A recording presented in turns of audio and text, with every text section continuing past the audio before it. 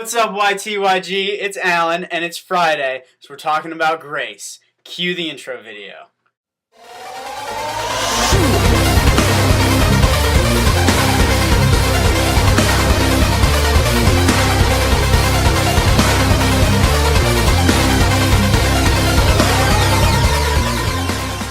Look at the thing. Wait. I can't stand that guy. YTYG, I'm not even in the state of Pennsylvania right now. I'm in Cincinnati, and it's wonderful. I'm with my friend Gabe, who is the person that you just saw me tackle. Actually, I came from that direction. I don't remember which direction I came from, but I came from him and I tackled him, and that's what I want to talk about this week. Also, I'm not sitting down this week, so I can jump around. My eyesight camera doesn't like when I jump around a lot. So I want to talk about grace in relationships. Thomas talked about what does it mean to rebuild relationships with people in light of grace, in light of God's grace.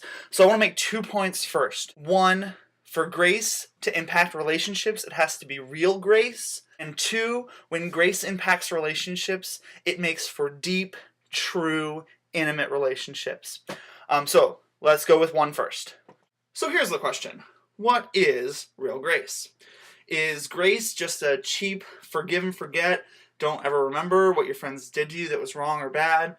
Or does grace cost something? Wait, I thought grace was supposed to be free. How could grace cost something? That's a ridiculous idea. Here's what the Bible presents. The Bible presents God's grace costing something. It costs the life of Jesus. You see, grace is unmerited favor, and God gives it to His people through Jesus.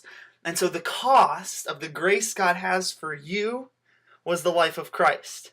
That's why Christians have to talk about things like sin, and that's why we have to talk about things like guilt, even though they kind of like harsh our buzz. We have to talk about those things because they make grace meaningful. If Jesus died because you were kind of sick and there was a little bit messed up with you, then Jesus died for nothing. But if Jesus died because you were an enemy with God, then His grace is big and it is huge and it covers you, and it did cost something. It cost the life of Jesus, and He died to give it to you. Grace that is cheap, that is just like, oh yeah, we're cool, forgive and forget, whatever. You do whatever you want. That kind of grace doesn't change people. That kind of grace is cheap and isn't the kind of grace the Bible talks about. The kind of grace the Bible talks about is God having grace and love and favor for people who never deserved it in the first place. So that's what we're talking about when we talk about grace. Okay, time for topic number 2. Grace and relationships. Funky eyebrows. Old man wrinkles. Grace and relationships. Gabe, who you just saw me tackle a couple seconds ago, is someone who, 1, gets what God has done in his life, and 2, doesn't just keep it to himself. Gabe and I have this really cool relationship where we have grace with one another, and when I'm struggling with something or when he's struggling with something, we come together around it. And I not only get to intellectually know that God has grace on me through Jesus, but when I interact with Gabe, I get to experience God's grace because he believes it. So it's not cheap. Gabe will challenge me and he'll push me and he'll ask me to think.